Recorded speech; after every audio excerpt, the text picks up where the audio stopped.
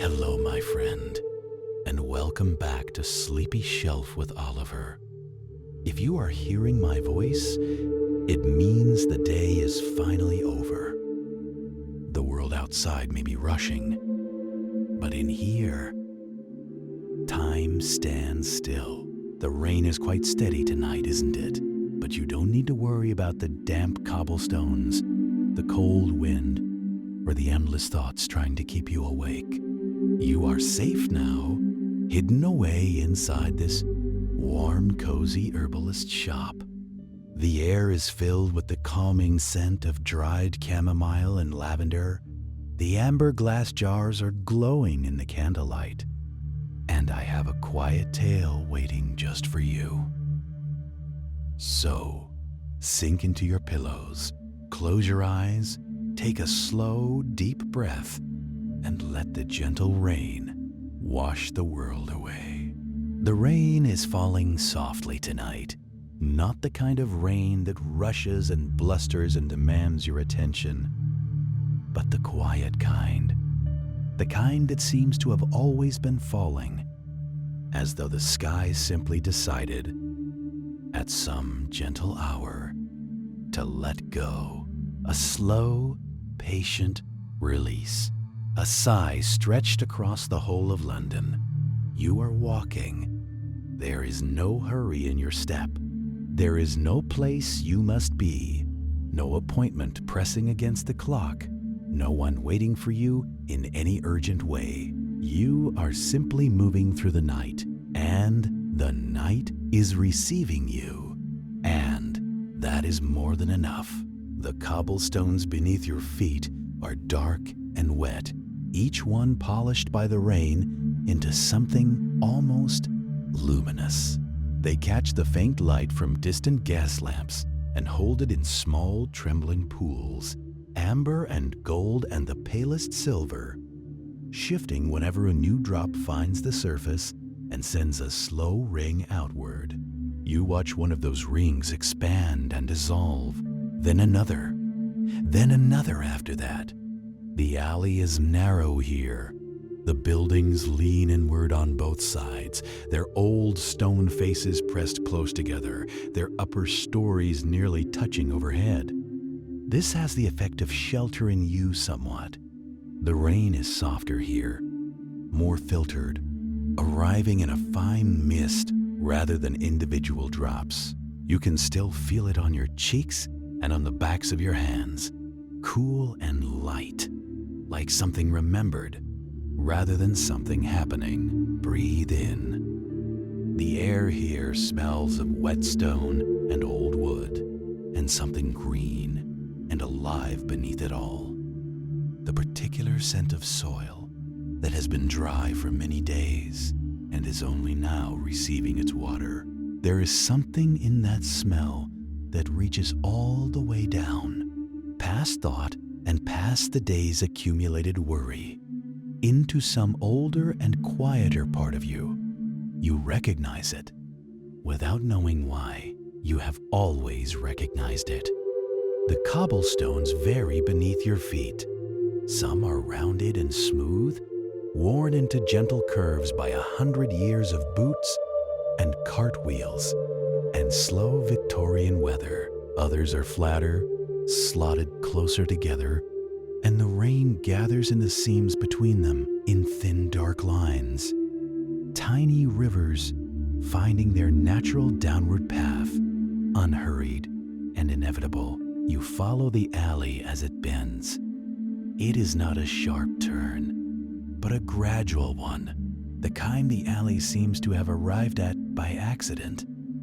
Rather than design, the buildings on either side are old, very old, and their foundations have settled over the decades into slight angles and gentle leans that give the whole passage the feeling of somewhere that has grown rather than been built, a place that accumulated itself over time. The gas lamp at the far end of the alley is doing its quiet, steady work. Its glass is fogged with the cold, and so its light does not arrive as a clear circle, but as a soft diffusion. a warmth spread broadly across the wet stones beneath it. You pass beneath it. The hiss of the flame inside is barely audible, just at the edge of hearing, a sound like a breath held very gently. The rain taps against a tin downspout.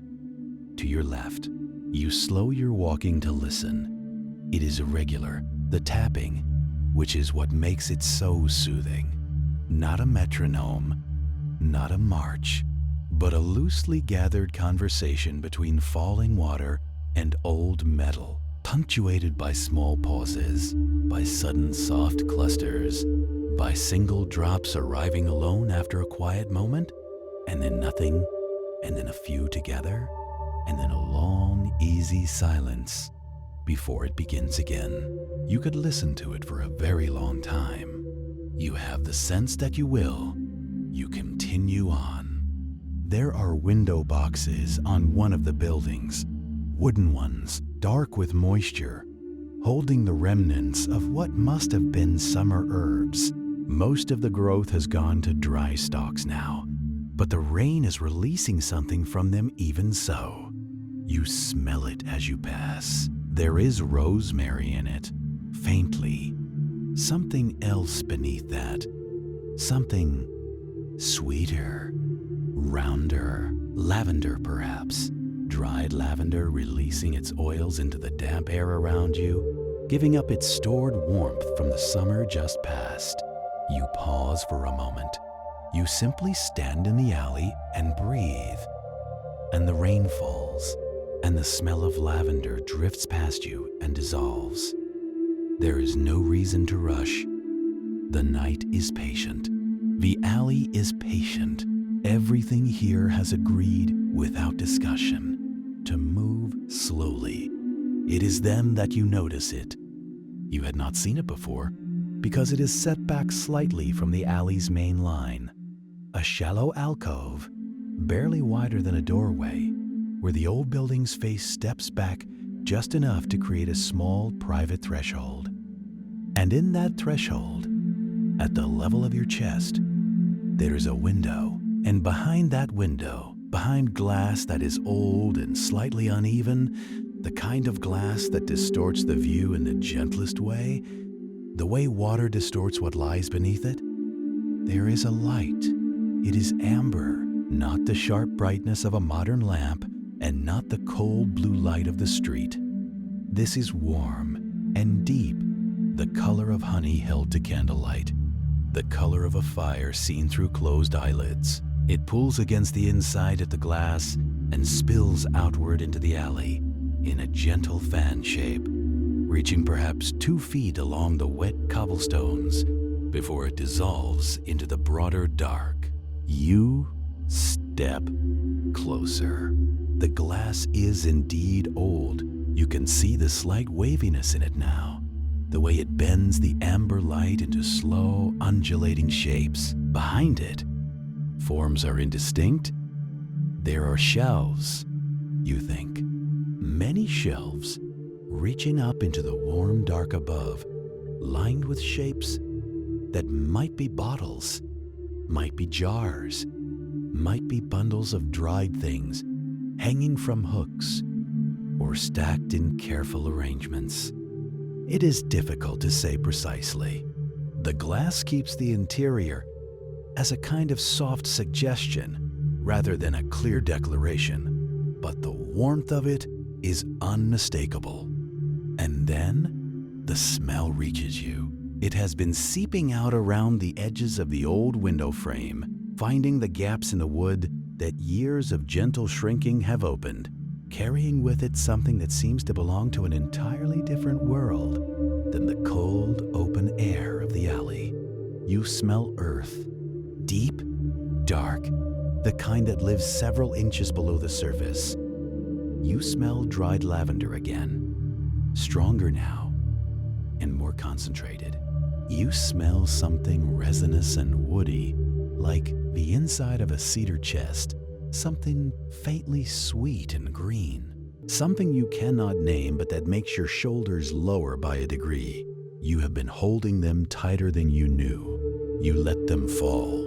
The rain is still tapping against the tin downspout behind you. The gas lamp at the alley's turn is still diffusing its soft light across the wet stones. Somewhere very distant, at the edge of the city's nighttime breath, there is the low rolling sound of a carriage on a broader street, and then it fades, and the alley is quiet again, except for the rain. You look at the window. There is a small sign above the alcove, mounted to the stone face of the building. It is very old wood, painted in lettering that was once dark green and is now more gray-green. The paint raised slightly at the edges, where time and weather have worked it loose. The lettering is careful and deliberate, the hand of someone who meant what they were saying. Finnegan Daughters, Herbalists, Est, 1847. Below that, in slightly smaller letters, words that are barely legible through the accumulated decades. Open at all hours for those who have need of quiet remedies. You read it twice, then a third time, very slowly. The rain falls on the cobblestones. The amber light rests against the old glass. The smell of lavender and earth and cedarwood moves through the cold air around you. Your feet are still. Your hands are still. Your breath is finding its own slow rhythm without any instruction from you. You are going to go inside, but not yet. For a little while longer, you simply stand in the alley and let the warmth of that golden window reach you. Let the rain do its quiet, faithful work against the stones. Let the night be what it is, dark and soft and full of small sounds. And let yourself be held inside it, completely unhurried, completely safe, with nowhere else to be but here in this hidden alley, in the rain, in the amber light, just here, just breathing. Close your eyes. Outside, the evening mist is curling around the cold iron of Whispering Gate, silencing the world. But step inside the old post office and leave the chill behind. Breathe in the comforting scent of Woodsmoke, sweet apple cider, and melting crimson wax. Listen to the heavy, soothing rustle of thick parchment and the slow, hypnotic ticking of the antique clock on the wall. Every letter is sorted. The day is done. You are safe here. Let the warmth settle over you. It is time to rest. I thought perhaps Coco, Mr. Forsyth said, more to himself than to you. The evening seems to call for it. His movements were deliberate and practiced, measuring the powder, setting the small pot to heat, stirring with a long-handled spoon in slow circles. Steam rose from the pot in a thin column, catching the candlelight, curling upward, and dispersing into the warm air of the shop. The smell that began to reach you was extraordinary, deep and sweet and rich, with a thread of something almost smoky beneath it, like chocolate kept near a fire. He brought the cups on the same small tray as before, setting them on the low table between the chairs. The cocoa was dark and steaming, topped with a small amount of cream that was just beginning to melt into it in slow white spirals. You wrapped both hands around the cup. The warmth moved up through your palms. "Do you have many visitors?" you asked. After a while, "Enough," Mr. Forsyth said. "Not so many that the shop feels busy. Enough that it feels alive." He gazed into the fire.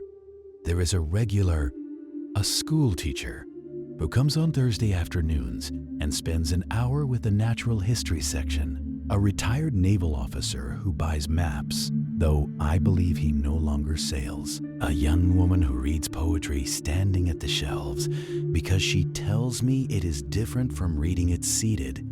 She says the words move differently when you are on your feet. He smiled at this, briefly and warmly. And then there are the unexpected ones, he said. Like yourself, people who find the lane by chance, or by necessity, or by something else entirely that doesn't quite have a name. The fire ticked softly. Somewhere in the shelves, a book shifted, the small sound of a volume settling against its neighbor. A sound like a sigh. What draws people to books, do you think? You asked. Mr. Forsyth considered this for a long moment, his head tilted slightly, his eyes moving slowly around the room, as though the answer might be visible somewhere among the shelves. Company, he said at last. I think it is, most fundamentally, company, the sense that someone else has thought carefully about something and set it down, and that you are welcome to follow along. It is. He paused, searching, like finding a lamp left burning in a window. Someone has been here before you. Someone left a light.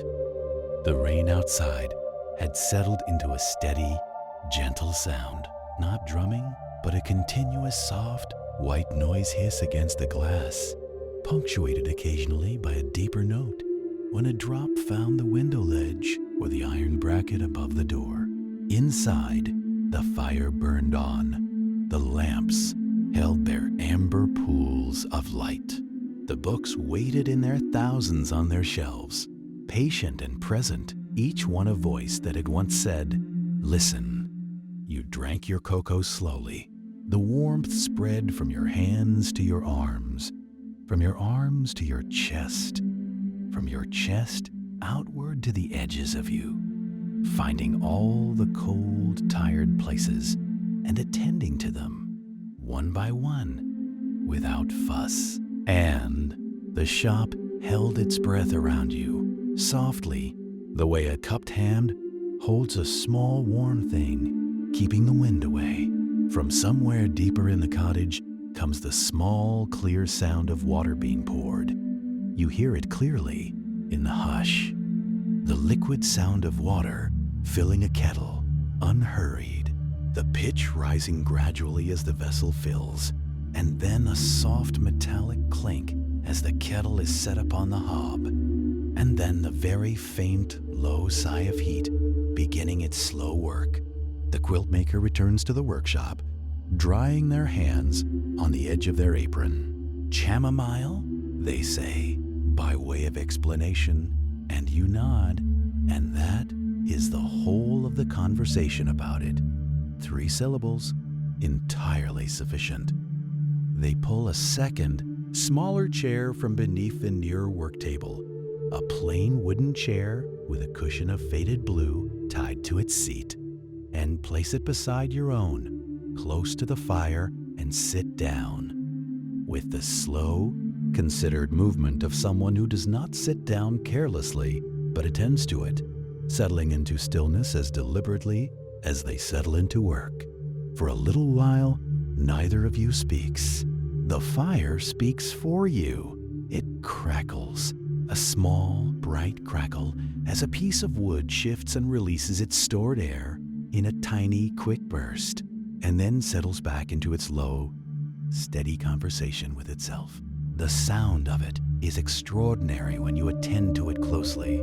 It is not one sound, but many, a continuous layered murmur of soft hisses and ticks and occasional deeper pops, the wood contracting and expanding and giving itself over slowly to the heat, and beneath all of that, the deeper, barely audible sound of the draw, the chimney, breathing the smoke upward into the cold dark above the cottage, patient and unhurried.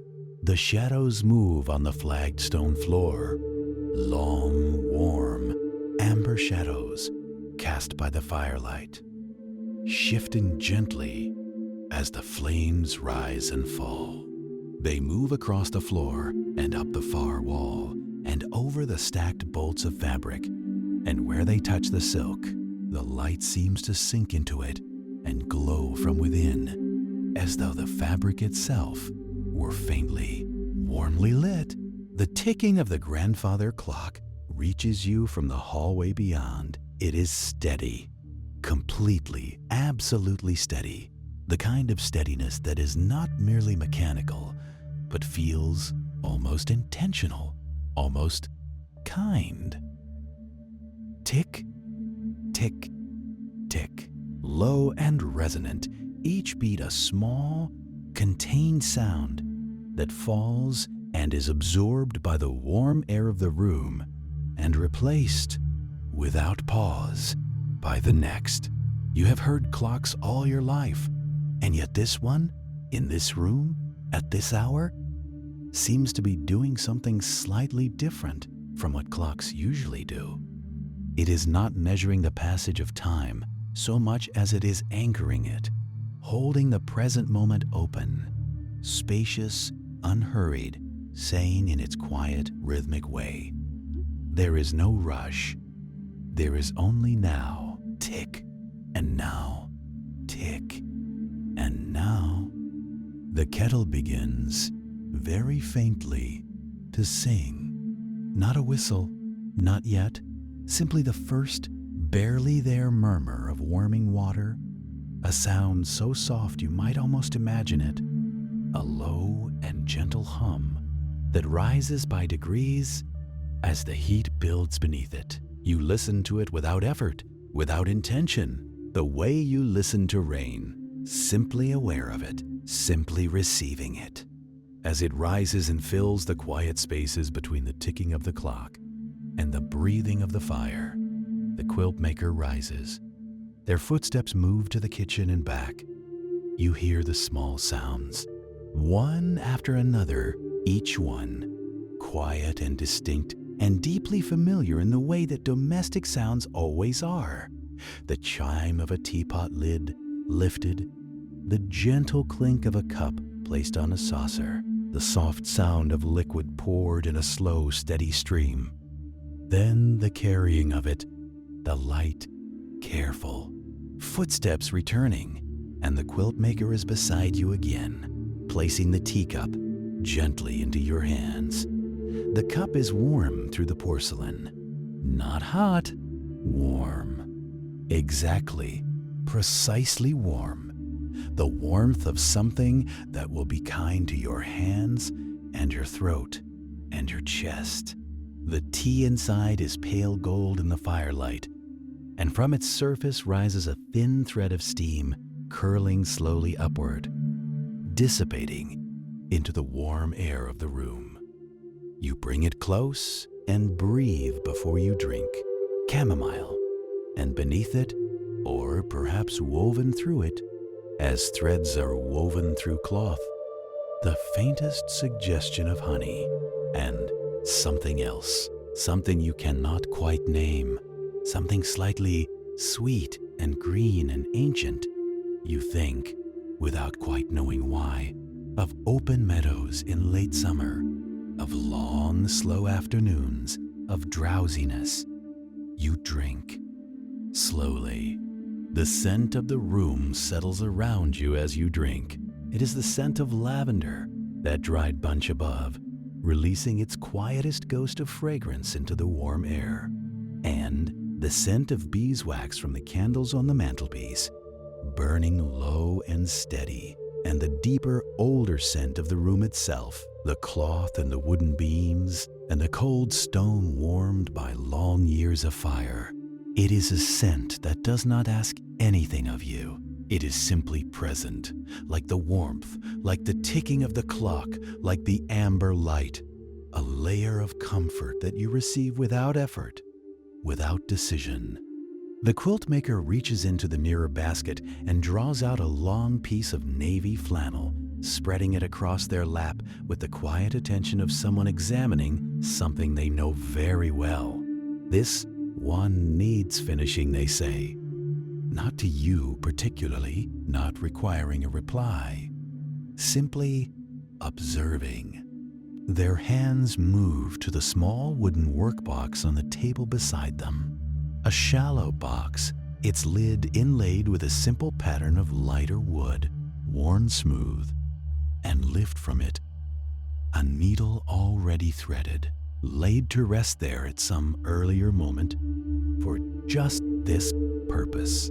They draw the needle through the fabric with the slowest, most fluid motion, pulling the thread through in one long, unhurried arc, and then back, and then through again.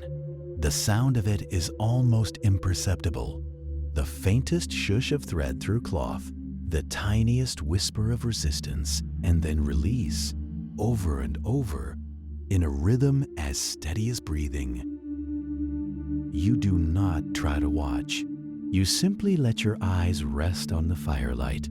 The heavy cloth in the basket shifts faintly as the warmth from the fire stirs the air.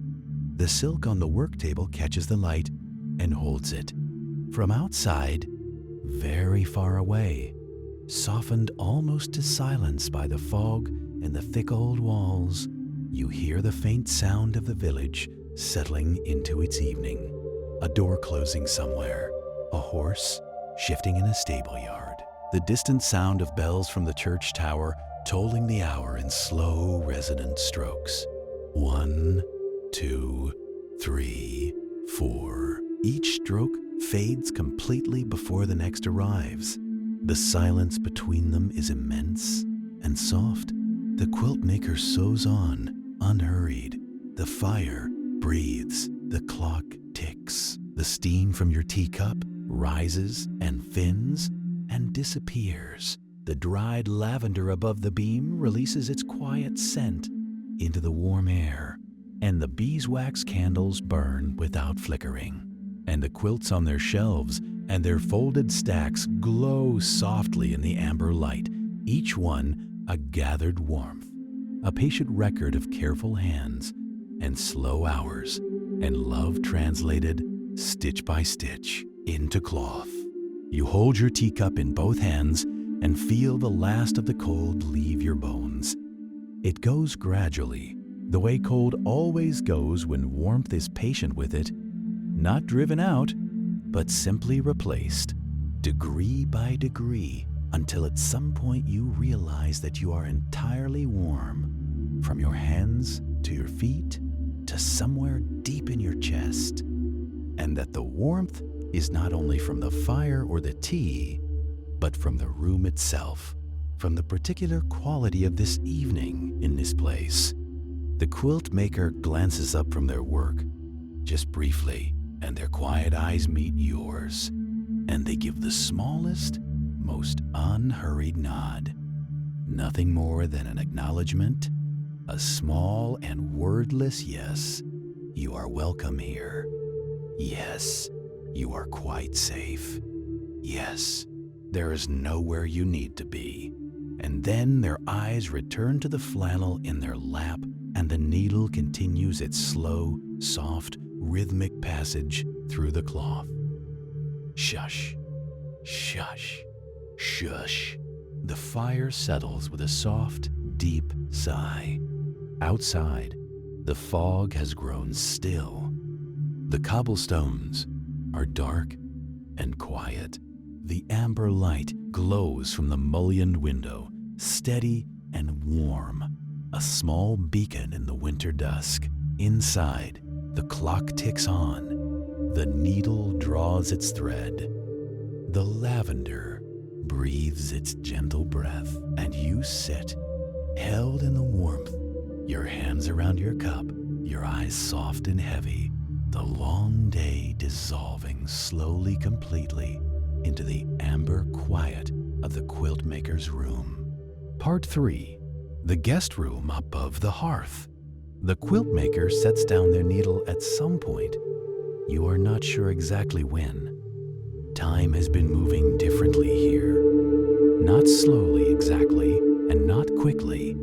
Simply softly, the way it moves when you are not watching it, when you have stopped needing it to be in a particular thing. The fire has burned lower. The candles on the mantelpiece have shortened by a small degree. Outside, the fog has deepened from dusk into the full, still dark of a winter evening, and the mullioned window now shows only the faintest suggestion of the lane beyond, a dim reflection of the firelight against the glass, and behind it, darkness and silence. The quilt maker folds the navy flannel with the same unhurried care with which they do everything, once neatly, smoothing the fold with the flat of their hand, and sets it aside. There is a room, they say. Just above it will be warm enough. The chimney runs up through the center of the house. They say it simply, as a statement of fact, as an offering without obligation. And you find that you have nothing to say in return except a quiet, genuine thank you, and they receive it with a small nod and rise from their chair to light the way. The staircase is narrow. It rises from the far corner of the workshop, a door you had not particularly noticed, set flush into the stone wall beside the hearth, with a small iron latch and a frame worn smooth where hands have touched it over years beyond counting. The quilt maker lifts the latch, and the door opens inward with a sound that is barely a sound at all, a soft exhale of hinges long since oiled into silence. And beyond it, the staircase rises in a gentle, slightly uneven curve, each step worn concave in its center from long use, the wood dark with age and beeswax. They carry a small candle in a plain pewter holder, and its light moves up the staircase ahead of you, casting long warm shadows that lean and shift against the white plaster walls. With every step, you follow, your hand resting lightly on the wooden banister, smooth, cool, solid, and beneath your feet, the stairs give the softest creak, each one familiar vocabulary of sounds that the house has accumulated over its long life. Up and around the slight curve at the top, and then a low doorway with a latch much like the one below, and the quilt maker lifts it and pushes the door open and steps back to let you pass. The room is small in the way that is not limiting, but enclosing, the way a shell encloses, the way cupped hands enclose. The walls close enough that the warmth from the chimney breast fills every corner of it, without effort, without remainder. The ceiling follows the pitch of the roof, slanting low on one side to meet the far wall just above the height of the windowsill. And across it run the beams, dark oak, heavy, immovable, each one worn smooth and slightly rounded with age, the grain of the wood visible in the candlelight like the lines of a very old and very calm face. The floor is wooden, its boards wide and dark, and slightly uneven, and on it beside the bed lies a small braided rug in tones of red and cream and faded blue, soft enough underfoot that you notice it through the soles of your shoes. The quilt maker sets the candle on the small table beside the bed, a low table of the same dark wood with a drawer and a simple earthenware jug of water upon it, and gestures, simply and without ceremony, toward the bed. "I used to want to hold on to things," the traveler said. "Moments, places. I thought if I held tightly enough they wouldn't go. And now?" A pause. Somewhere in the dark, a night bird called once and fell silent. Now I think the holding was the problem. I was so busy clutching the moment that I couldn't feel it. Emiliano made a small sound of agreement, warm and unperforming. He reached into his breast pocket and produced 2 wrapped sweets, the kind sold at the station kiosk, hard candies in crinkled paper, and offered one without comment. The traveler accepted it, They unwrapped them in companionable quiet, the paper crinkling loudly and absurdly in the stillness, and both of them smiled at the sound. They walked on. The gravel gave way briefly to packed earth, then back to gravel again, each texture speaking its own particular word beneath the feet. The stars above were extraordinary, this far from the main platforms. Away from even the station's modest light, they arrived in multitudes, crowded and careless, spilled like sugar across a dark cloth. The traveler tipped the head back and felt the familiar ancient sensation, smallness without sadness, the loosening of something knotted behind the sternum. I used to think, Emiliano said, that the purpose of travel was the destination, that all this, the waiting, the passing through, was simply the price you paid. And now? He gestured unhurriedly at the space around them, at the rails holding their stolen starlight, at the distant amber glow of the station, at the gravel, the cool air, the resting trains, the lamplight making its patient revolutions. Now I think this is the destination, he said. All of it, every between place, every in-between hour. The traveler felt something shift, quietly and without drama, the way a door that has been stuck for a long season finally swings open on a warm day, not with any great force, just with ease, and a sense of having always been about to. Gratitude arrived in the way it sometimes does at night, not as a thought, but as a sensation, warm and spreading, beginning somewhere below the ribs and moving upward. Gratitude for this walk, unplanned and unscheduled, for the porter who had simply said come and meant it, for the rails and their light-keeping, for the night bird, for the candy wrapper's crinkle, for the specific cool of this specific air, for being here at all, in this between place, in this between hour. They turned back eventually, neither of them announcing the decision. The station drew them gently, its amber windows like the windows of a house one has lived in for a long time and loves without always noticing. The lamp was still sweeping its slow arc across Platform 1. A night train was being readied somewhere in the distance. The traveler could hear the first stirrings, the low, purposeful sounds of something large, remembering its function. At the gate, Emiliano held it open, and the hinges sighed again. "Thank you," the traveler said. It was not enough, and was exactly enough. The old porter smiled, not the professional smile he deployed for passengers with questions and complaints, but a smaller, quieter one, worn only in certain hours. "Sleep well," he said. "The morning trains are kind ones." The traveler walked back through the station, past the dozing ticket windows, the dark kiosk, the benches where strangers had sat and would sit again, and found the small room beyond Platform 4 that had been arranged for the night. The sheets were cool and plain. The window looked out on the yard, and there, just visible from the pillow, the two rails still ran their quiet course into the dark, still holding what starlight they had been given, steady and unhurried, going nowhere and everywhere at once. The traveler closed both eyes, and for perhaps the first time in a very long journey, felt no need to be anywhere else. Outside, the lamp went on sweeping. The gravel settled. The trains breathed their slow, metallic breath, and the night held everything gently, the way it always does, like cupped hands full of water, careful not to spill.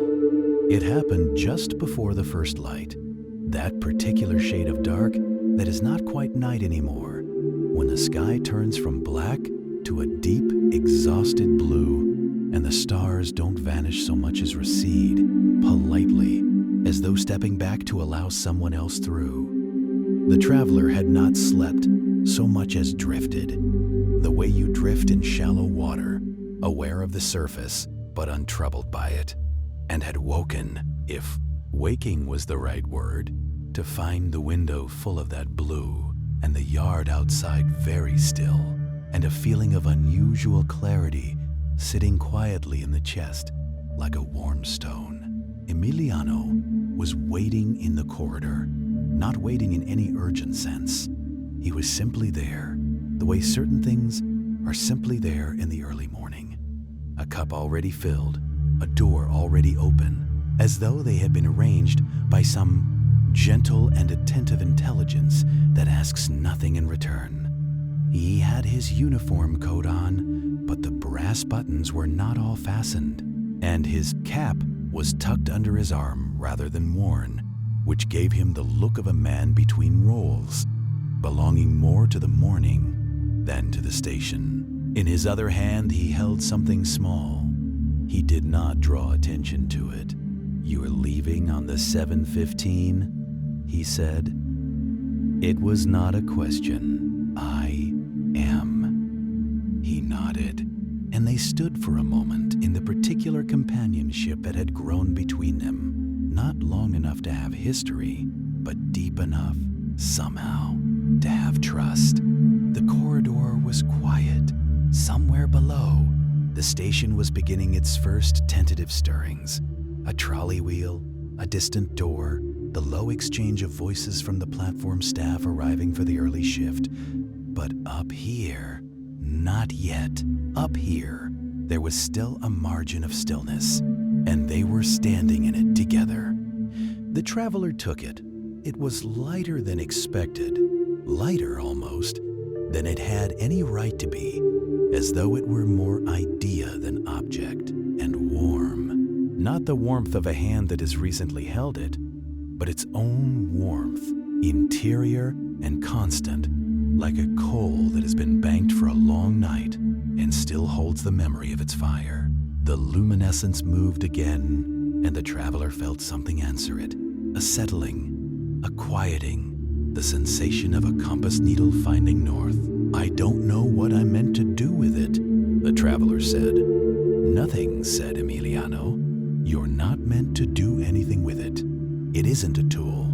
He seemed to consider for a moment how to say the next thing. When you're on the train and you can't remember what you're traveling toward, when you arrive somewhere new and the newness feels like too much, when the night is very long and you've lost the thread. He tilted his head gently. "Hold it, that's all. Just hold it and let it remind you." "Remind me of what?" He smiled. "The small private one, the one that wasn't for passengers. That you already know the way." The traveler closed the fingers around the vial and stood with it for a moment, out the window at the end of the corridor. The sky had shifted to a deep rose along the horizon's edge, and the rails below had caught it and were holding it, those faithful keepers of light, already preparing for the day's first reflections. A pigeon landed on the platform railing, looked around with the brisk authority of a bird that has places to be, and flew off again. Somewhere in the station's belly, the first proper sounds of morning were gathering themselves. "You've given things like this before," the traveler said.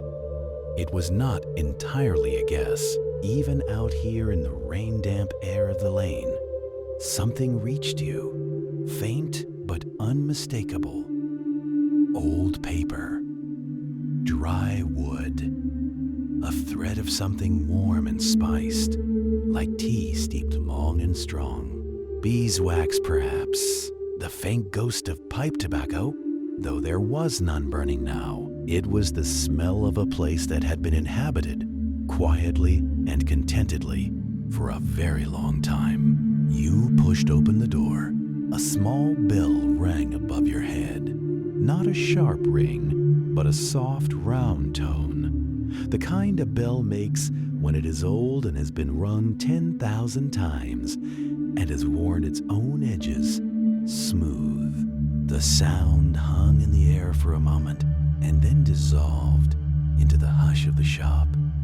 The warmth met you immediately. It was the warmth of a room that has been warm for a very long time. Deep and settled, rising from the floorboards and radiating from the walls, from the books themselves, as though all those pages had absorbed decades of firelight and were giving it gently back. You stood in the doorway for a moment, letting it reach you. The shop was small, but it did not feel cramped. It felt, and this was the only word for it, complete, as though nothing were missing. The shelves rose from floor to ceiling on every wall, packed with volumes of every size. A wooden ladder on a brass rail stood to one side, angled up toward the higher shelves, patient and ready. A low table near the fire held a stack of books in mid-arrangement, as though someone had paused their work only moments ago. A Persian rug in faded reds and golds covered the floor between the shelves. 2 chairs, wide, cushioned, well-used, sat on either side of the hearth, and behind a low counter at the far end of the shop, half lit by the lamp at his elbow, stood the keeper. He was an elderly man, spare and upright, with silver hair that had gone somewhat soft at the temples, and a pair of round spectacles perched low on his nose. He wore a dark waistcoat over a white shirt, the sleeves rolled to the elbow in the manner of someone who had been working quietly and without fuss. And there was a pencil tucked behind one ear, his hands resting on the open ledger before him were the hands of a man who had spent a great many years in the company of books. Careful hands, unhurried hands, with ink faint at the fingertips. He looked up at the sound of the bell.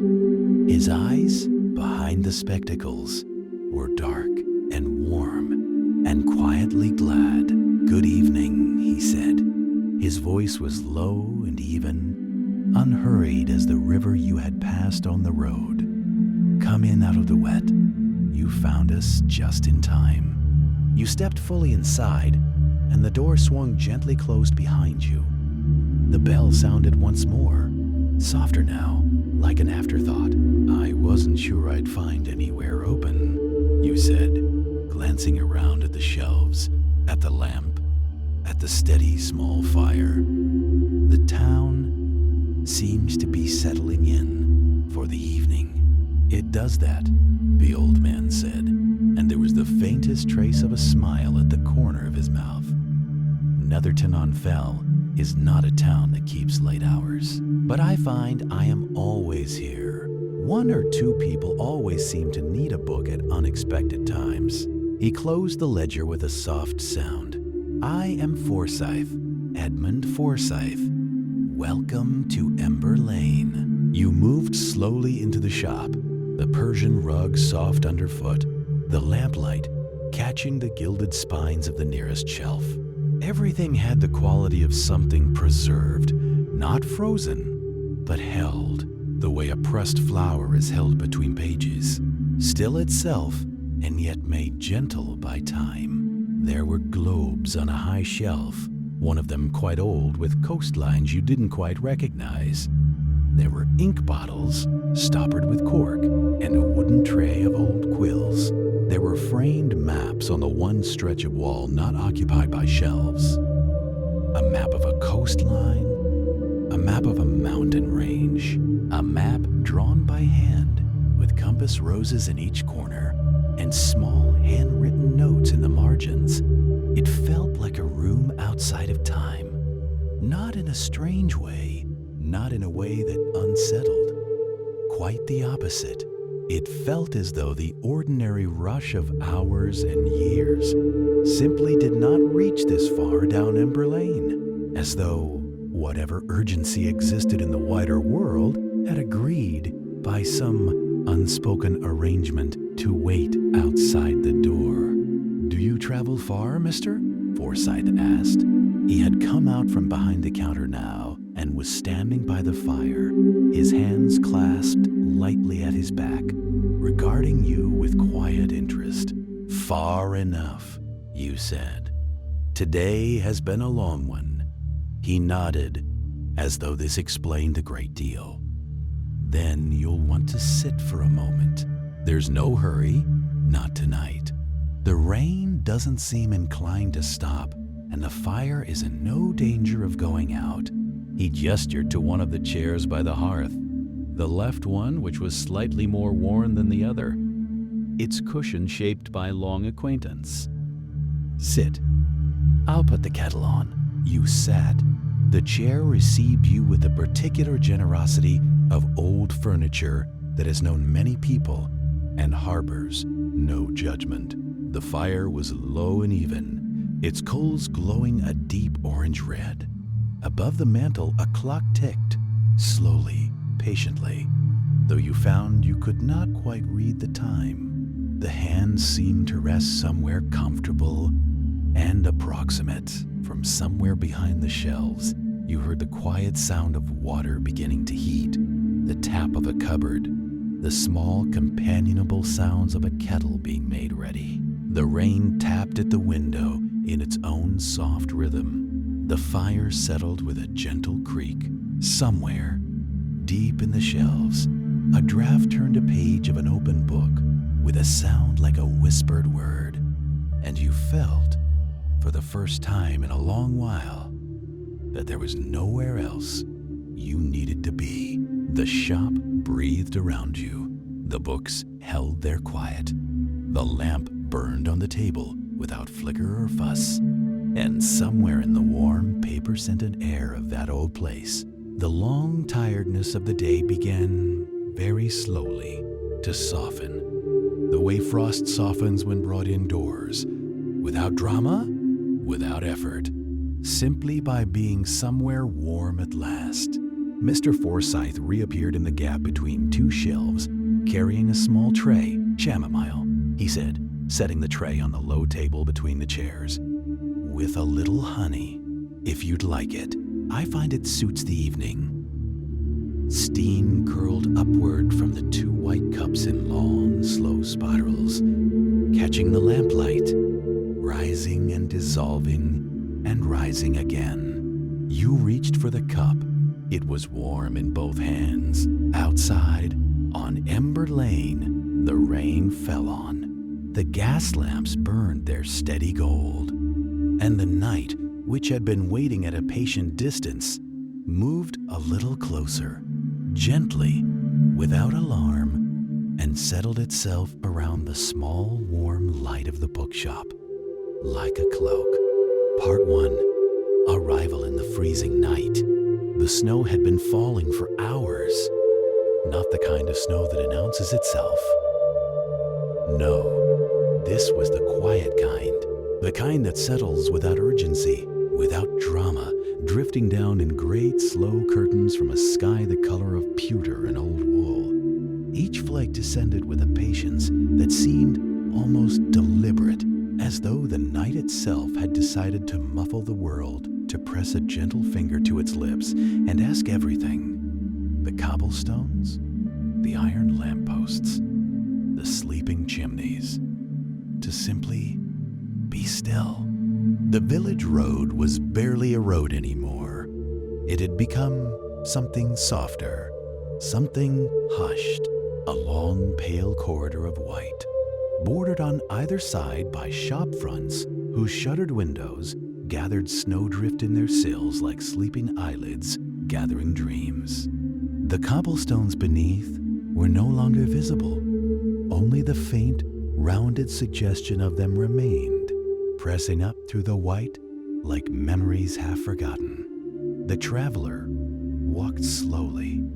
There was no reason to hurry. There was no sound worth hurrying toward.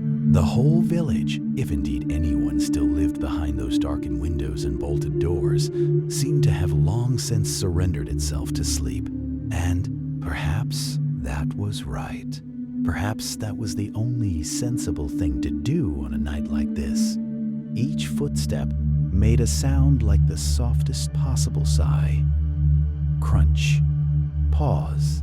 Crunch. The snow gave way underfoot with that particular resistance, that is almost a welcome, firm enough to hold you, soft enough to comfort you. The traveler's breath rose in small white clouds and dissolved into the larger whiteness of the air. The cold was extraordinary. Not violent, not cruel, but profound. It was the kind of cold that seemed to reach inside you, not to harm you, but to remind you of what warmth meant. It pressed against the cheeks like the flat of a cool hand. It settled along the bridge of the nose and the tips of the ears and the backs of the fingers where the gloves had worn thin. The traveler's cloak was thick and the wool was good, but the cold found the edges of things, the collar, the hem, the gap at the wrist, and seeped in with quiet persistence. The village lane curved gently to the left, and that was when it happened. It arrived before anything else did, before any light, before any sound, before any visible sign of what lay ahead. It came on a breath of air that moved against the still, snow-heavy night, subtle as a whisper, warm in a way that had nothing to do with temperature. At least, not yet. Sweet and alive and ancient. The smell of something breathing, something rising, something waking in the dark, even as everything else slept. It was the smell of bread in its earliest becoming. Not yet bread, not quite, but full of the promise of it, full of the warm potential of flour and water and time and a quiet, patient heat. The traveler stopped walking, stood still in the middle of the snow-filled lane, and simply breathed.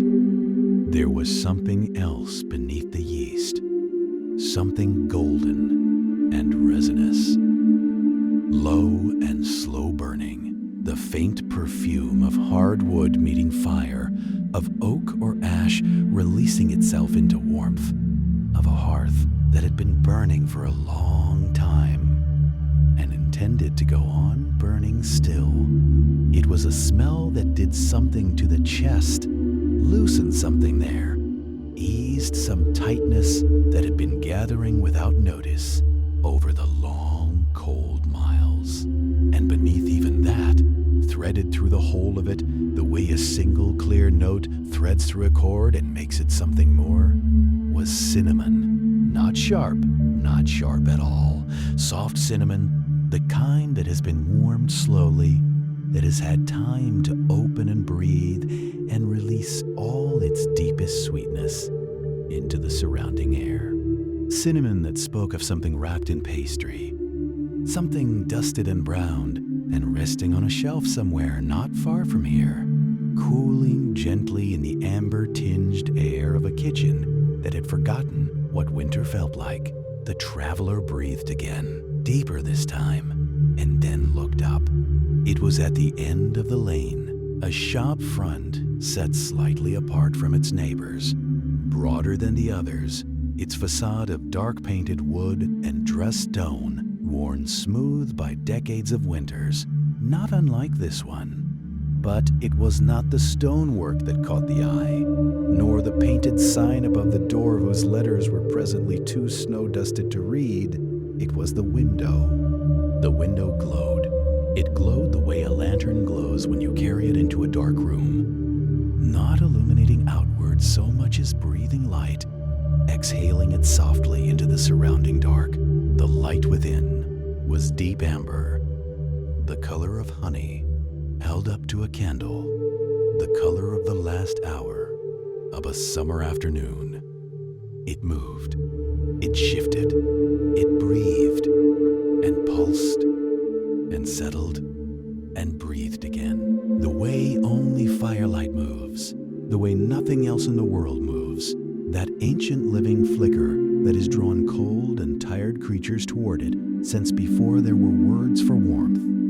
The snow around the window frame had melted, in a soft halo extending perhaps a hand's width from the glass on all sides. The snow had simply given up, had let itself become water, and trickled down the stone sill in small dark rivulets. The frost that coated the rest of the lane did not touch the window's immediate surround. The warmth inside was that present, that insistent, that undeniable. The traveler moved toward it, not quickly. There was something about the scene, the soft amber light, the melted halo, the scent of yeast and cinnamon still drifting, thickening now as each step forward brought more of it.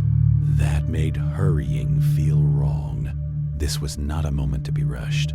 This was a moment to be moved through slowly, the way you move through the last few pages of a story you don't want to end. There was a door, heavy, dark wood, old and dense, with iron fittings that had gone from black to a deep brownish gray through years of handling. A door that had known thousands of hands, thousands of cold evenings, thousands of moments just like this one. A door that knew its purpose, a door that waited. The traveler's hand found the iron handle, pressed it down, and the door swung open. The bell rang, not loudly. Nothing here was loud. It was a low, round chime, a sound with weight to it, a sound that came from somewhere deep in the bell's iron throat and then settled into the air of the room like a stone settling into still water, sending ripples of resonance out in every direction before growing quiet, quieter still. But the sound of the bell was barely noticed because the warmth had arrived first. It arrived like a presence, like stepping into an embrace, like being met by something that had been waiting for you. It was not merely warm, it was sheltering the cold of the lane, the cold that had been pressing against collar and wrist and cheekbone for longer than felt quite natural, simply stopped, ceased, was replaced entirely, in a single step across the threshold, by air that was soft and full and alive with heat that pressed gently against the face and the back of the hands and the cold, stiffened shoulders like something tender. The traveler stood in the doorway, just stood. There are moments that the body recognizes before the mind does, moments of such simple and fundamental rightness that thought becomes briefly unnecessary. The body already knows. It has already exhaled. The shoulders have already dropped. The jaw has already unclenched. The chest has already begun to open. Slowly, the way a fist slowly uncurls when the thing it was holding is no longer needed. This was one of those moments. Behind the traveler, the door swung slowly shut. The lane, the snow, the cold, all of it was simply on the other side of a heavy door now. The night existed. Certainly, the frost was still out there, still gentle and still relentless, still laying its white certainty across the cobblestones and the window ledges and the long curved backs of the sleeping rooftops. But in here there was only warmth and the smell of bread beginning to be born and the deep, drowsy amber of the fire. Rest here a while. There is nowhere you need to be. The snow can fall as long as it likes. Part 2. The heart of the bakery. The room was larger than it had appeared from outside. Or perhaps it only felt that way because of the warmth. The way warmth tends to expand a space, to make the walls feel generous and the ceiling feel high, to give even a modest room the quality of something vast and sheltering. Whatever the reason, the traveler stepped fully inside and found the world had quietly rearranged itself into something almost impossibly welcoming. It was a long room, low-beamed at the ceiling, where dark timber ran the width of the space in slow, even intervals, each one worn to a deep walnut color by decades of heat and wood smoke rising from below. The floor was stone, broad flags of it, pale gray, each one slightly uneven, worn smooth in the paths that feet had traveled most often, from the door to the counter, from the counter to the shelves, from the shelves to the back of the room, where the hearth and the oven held their long, patient vigil. The walls were whitewashed, or had been once. Now they were the color of old cream, warmed further by the amber light of the fire into something closer to honey. Shelves ran along the near wall, wide wooden shelves, their edges dark with age, holding loaves in various states of completion. Some were fully baked and resting, their crusts the deep, satisfying brown of something that has met heat and been made better by it. Others were pale and domed and still, swelling slowly inside their tins in the warmth, alive with the slow breath of rising yeast. Everything was quiet, not an empty quiet, not the quiet of absence. This was a full quiet, a quiet with texture and weight, the kind of quiet that exists inside a place where work is being done slowly and well, where no one is hurrying, where time has agreed to move at a different pace than it does outside. The sounds that existed were only the sounds of the room itself. The platform clock is the large one, the one mounted high on the wall above the timetable boards, its face perhaps 2 feet across, its numerals Roman, its minute hand moving in the particular way of station clocks, whose movements are wound to the same specification as the trains they serve. A precise, measured beat, exactly 1 second apart. Each advance of the second hand, a small, clean click that can be heard at some distance in a quiet station. He winds it from a ladder that he places against the wall with the same care with which he does everything. 7 turns. He descends, looks up at the clock face, adjusts his own pocket watch against it, the small silver one that lives in his waistcoat, which he has carried for many years, and which keeps, he has mentioned, rather better time than it has any right to given its age. There is a fraction of a second between them, perhaps. He notes this with a small nod and adjusts nothing, because a fraction of a second between a pocket watch and a station clock is not a problem. It is simply the difference between 2 instruments that are both doing their best. At mid-morning, between the winding of the last clock and the brewing of midday tea, he feeds the cats. There are 3 of them you have established, a large tabby of indefinite age and unshakable dignity, who lives primarily in the luggage room and has an arrangement with the trunks that suits all parties.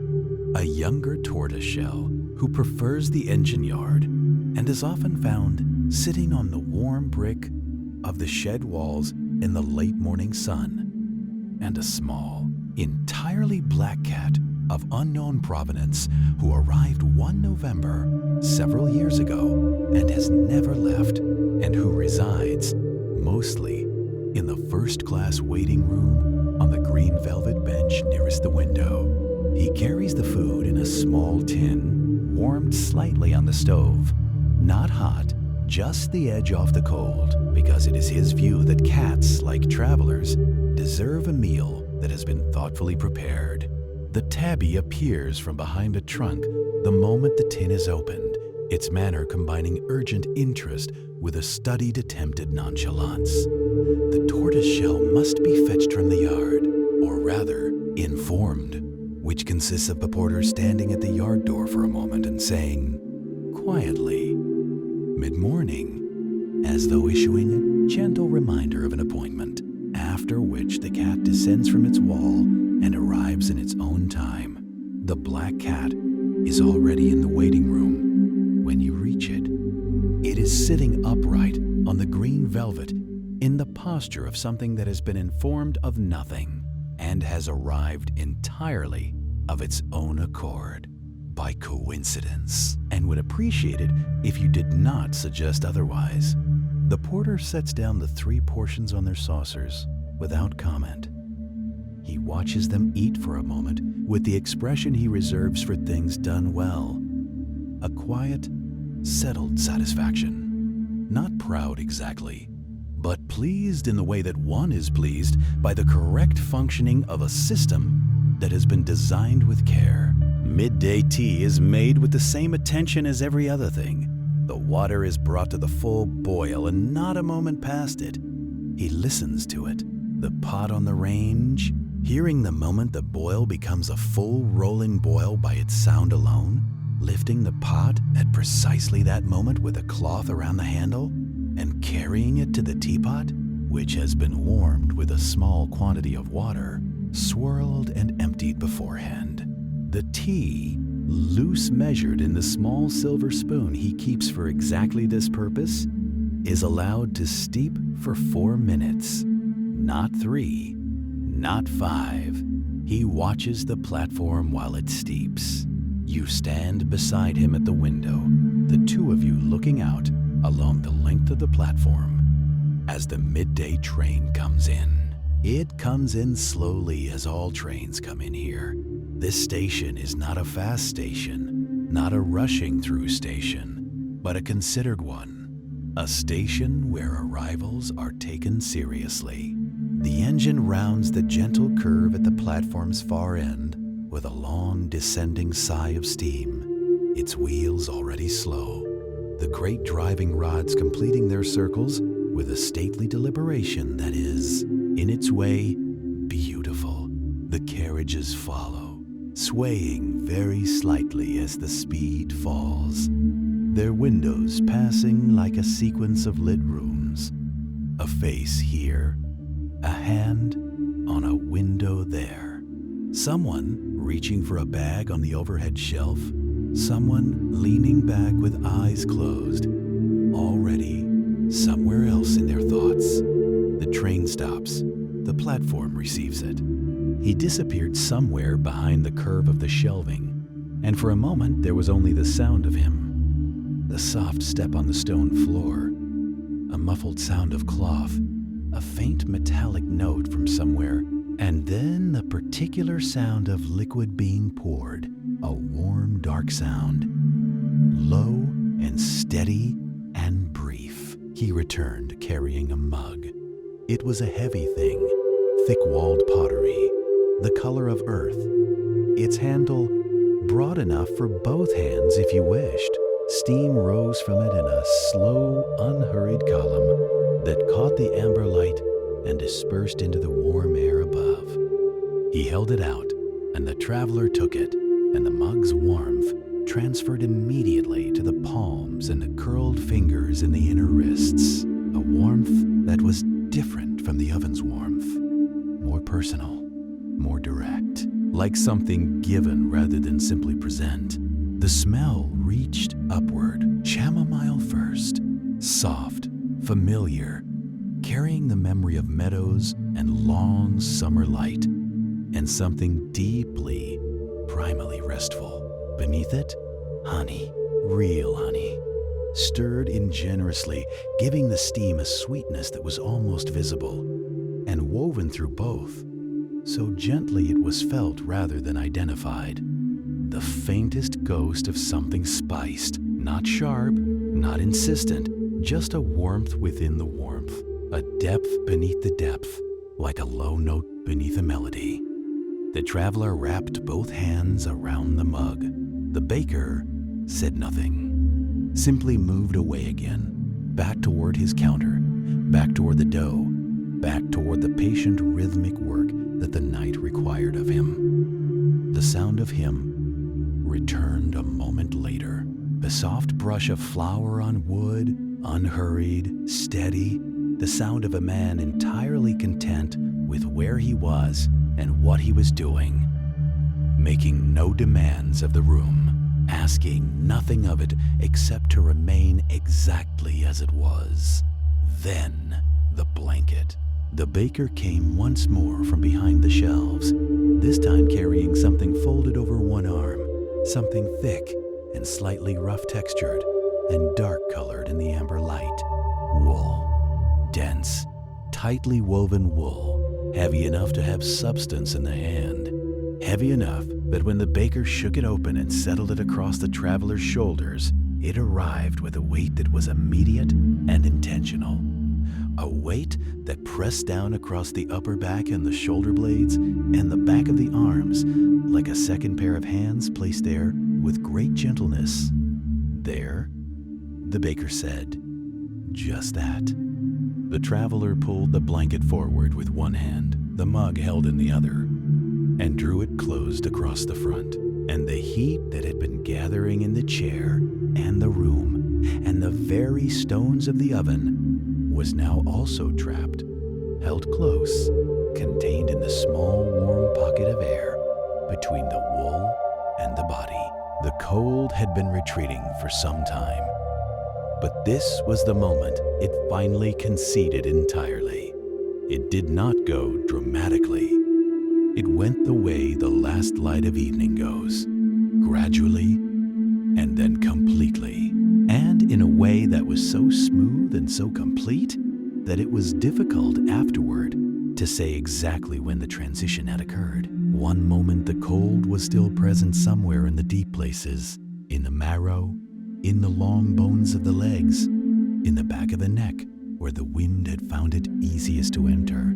And then it was simply not. The warmth had moved through those places, had moved with the unhurried confidence of something that knows it will win, and the cold had dissolved into it and was gone. The traveler felt it in layers. The hands first wrapped around the warm mug, the feeling returning to the fingertips in a slow tide, a soft tingling that was not quite sensation and not quite the absence of it, something in between, something on the gentle border between numb and alive. Then the forearms, the shoulders, the chest, a deep releasing of whatever the muscles had been holding, whatever braced and contracted arrangements they had made with the cold, all of it softening now, easing, sinking downward into the deep cushioned chair, like something heavy put carefully to rest. The legs last, always the legs last, after a long cold walk, the thighs especially, the long muscles of them that had been working for hours and were now asked to do nothing at all, only to exist in the warmth and to let go. They did, slowly. The tiredness in them was not unpleasant. It was the tiredness of something used well, something that had carried its load faithfully and was now being thanked. The mug was warm against the palms. The traveler lifted it slowly with both hands and drank.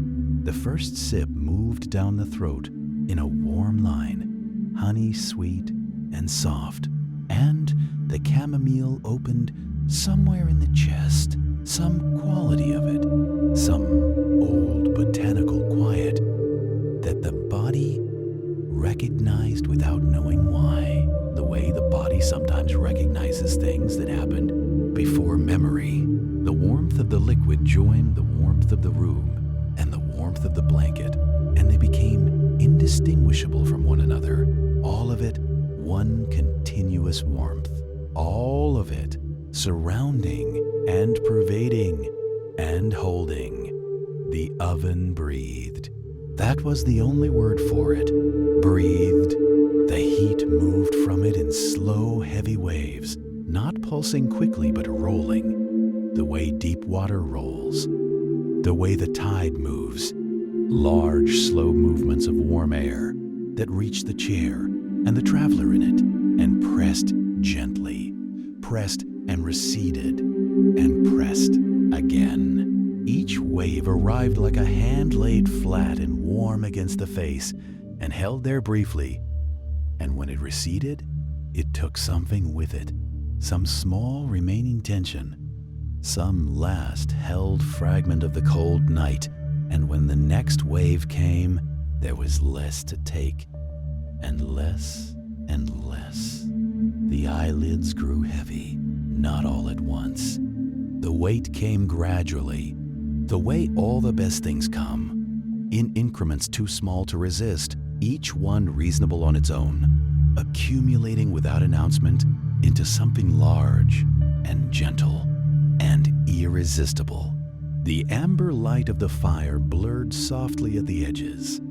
The sound of the baker's hands on the floured block moved further away, or seemed to, not disappearing, but becoming more like something dreamed than something heard, still present, still steady, still the faithful heartbeat of the room. The mug rested against the chest. Both hands still held it, but loosely now, cradling rather than gripping, the warmth passing between the pottery and the palms in a slow, undemanding exchange.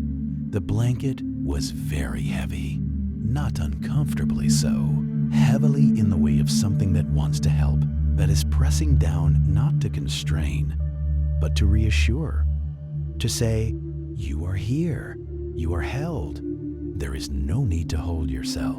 The wool was slightly rough against the chin where it had been drawn up, and that small roughness was itself a comfort, a texture, a realness, evidence of the solidity of the world just at the moment when the world was beginning, very gently, to become less solid. The fire crackled once, a single, soft note like a word spoken in a language that had no other words, only that one, and that one was enough. The traveler's eyes closed. Not with effort, not with decision, simply closed. The way a flower closes in the evening, not because it must, not from duty or exhaustion, but because the light has changed and the time for opening has passed, and there is nothing left to do now but rest, quietly and completely. Inside the warmth, the baker worked on. Press, turn, fold. The oven breathed. The snow fell on the lane outside, soft and silent and endlessly patient, covering the world in white. Let the warmth hold you now. Your hands are warm. Your shoulders are still. There is nothing here that needs you to be awake. Then, after a moment, the deeper sound of water being poured, and a smell that threaded itself through the lavender and rose and damp earth already filling the room. The warm, bergamot-edged scent of Earl Grey, and beneath it, lighter and softer, the dry sweetness of chamomile. She came back through the curtain, carrying a tray with the careful, practiced ease of someone who had carried many trays across many evenings. On it sat a brown teapot, with a small chip on its lid, and a worn cozy pulled over it, 2 cups of mismatched china, a small jug of milk, and a dish holding 2 pieces of shortbread wrapped in a square of cloth. She set it on the low surface near the stove, a cast iron thing tucked into the corner of the room, small and dark and gently radiating a heat that reached you from several feet away, a heat that settled against your face and hands like a kindness. Earl Grey, she said, pouring, with chamomile dried from last summer's garden. It's good for evenings that have gone on a long time. She handed you your cup without asking how you took it. And somehow, it was exactly right. Warm in your hands, not too strong, with just enough milk to soften its color to something between amber and gold. You wrapped both hands around it and held it. The stove ticked and murmured to itself. From somewhere across the room, you located it now, standing between 2 shelves in the far corner, taller than the surrounding furniture, its dark walnut case fitted with a cream-faced clock that moved its hands with a steady, measured patience. A grandfather clock marked the seconds, not loudly, just present, just keeping time in the way it had always done, and would continue to do long after tonight. And then, just at the edge of hearing, came another sound. the first soft pattering of rain against the shop window. It came quietly, as autumn rain often does. Tentative at first, a few drops tapping against the old glass, then settling into a steady, rhythmic whisper that filled in behind all the other sounds of the room, like a harmony joining a melody already in progress. The candlelight caught the rivulets running down the window panes and turned them briefly gold before they reached the sill. The fog outside pressed closer. The street beyond it disappeared entirely. You had never felt less inclined to be anywhere else. "Do you know much about the language of flowers?" the florist asked after a while. She was settled into a low chair beside the stove, her cup in one hand, her gaze drifting across the room in the unfocused, comfortable way of someone entirely at ease in their surroundings. She did not look at you when she asked it, which made it easier to answer honestly, or simply to listen, which she seemed equally happy with. "Floriography," she said, turning the word over gently, as though it were a stone with a pleasant weight to it.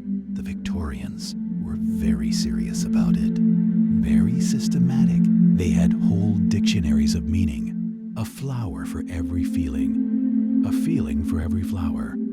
But I think the real truth of it is older and simpler than that. She reached out toward a small clay jug on the shelf nearest her chair, from which a sprig of dried lavender was protruding, and drew it out with 2 fingers, turning it slowly. "Lavender," she said. "Rest, calm, the easing of what has been held too tightly for too long." She set it on the arm of her chair very lightly. People have known that for a very long time. Not because they read it in a book, because they brought it inside on difficult evenings, and the room was better for it. She was quiet for a moment. The rain continued its soft work on the windows. The clock continued its patient counting. "The rose," she said then, glancing toward the nearest jug of them, the deep red ones, their petals beginning to relax and open fully in the warmth of the room. "Everyone says love, and it is love, yes, but more precisely, the full-blown rose, the one that is opened completely. That means something more restful than romantic love. It means I am not holding anything back from this moment. I am entirely here." She looked at you then, briefly, with something warm and unsentimental. That's a good state to be in for an evening. You looked at the roses. Their petals had indeed opened wide, wide and soft and completely unguarded, the way a hand opens when it finally lets something go. The candlelight moved over them slowly, finding each fold and shadow. "Chamomile," the florist continued, her voice dropping a little lower now, "easy and unhurried as the rain, means patience, the willingness to wait for what comes next without gripping it. And the dried herbs up there?" She gestured gently upward toward the hanging bundles, shifting in the warm air above you. "Rosemary is for remembrance, for the sweetness of things that were. Sage is for wisdom quietly held. Thyme, a small pause, a smaller smile. Time simply means that you are cheerful, which is a fine thing to be." You tilted your head back and looked at them again. The lavender, and chamomile, and sage, and rosemary, swaying softly overhead, their shadows moving across the beams in long, slow arcs. An entire quiet language hanging above you in the warm dark, speaking in the only way it knew how, through scent, through stillness, through the patient offering of its dried and resting self. The stove crackled. The clock measured something. The rain softened further until it was less a sound than a sensation, the knowledge that outside was outside and inside was this warmth and candlelight and the scent of things that asked only to be breathed in slowly. The florist settled deeper into her chair. You settled deeper into yours. The tea was warm in your hands. Feel the warmth of the cup if you like, or set it down gently and let your hands rest open. The fire is small and steady. The rain knows exactly what it is doing. The lavender above you is doing its quiet, ancient work. You don't need to follow any of this closely. Let the words come the way rain comes, steadily, softly, without asking to be held. The florist is here. The candles are here. The roses have opened completely. You are entirely allowed to rest now. Woodsmoke, you breathe in again, slowly, carefully, as though the scent might be startled away. And yes, there it is, rich and dark and familiar, the unmistakable smell of good wood burning low in a deep hearth, oak, perhaps, or applewood, carrying that faint sweetness that only real wood holds. Your chest loosens around it.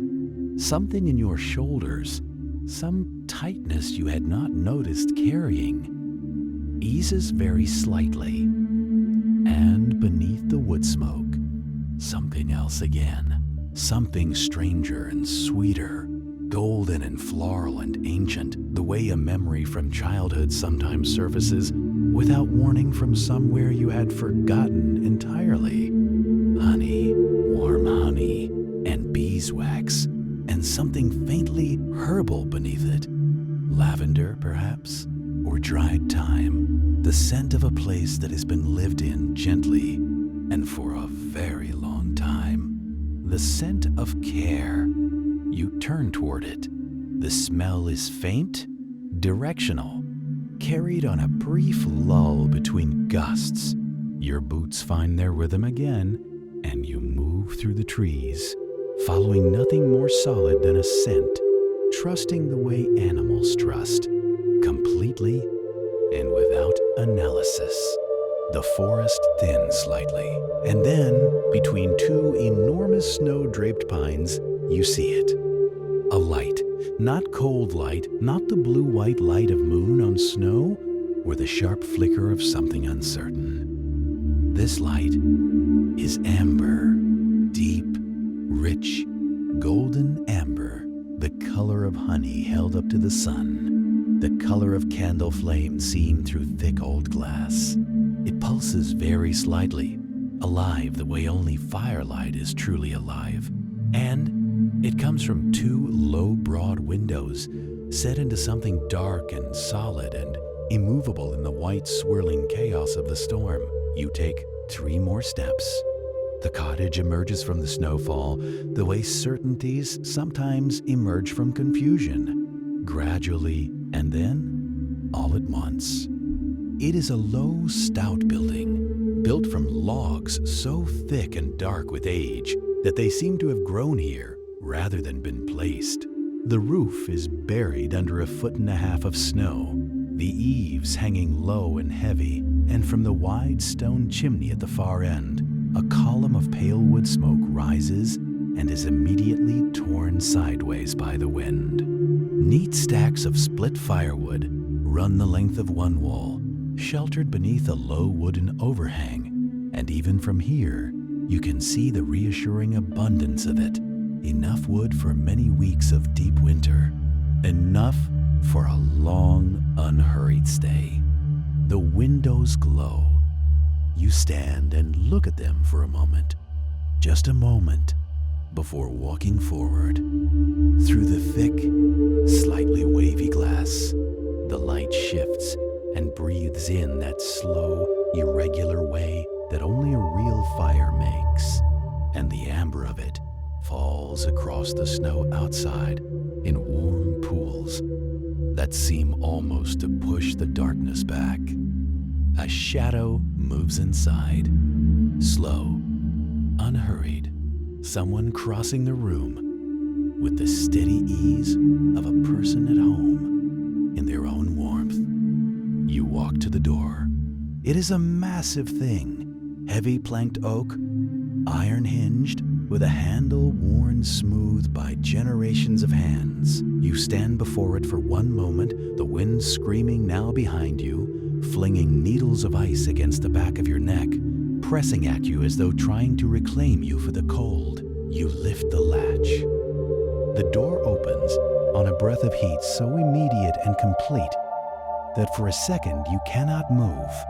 Warm air pouring out to meet you, scented with wood smoke and honey, and something baking slowly, deeply, something sweet and starchy and impossibly comforting. The light washes over the snow at your feet in a wide golden fan. You step inside, you turn, and you close the door.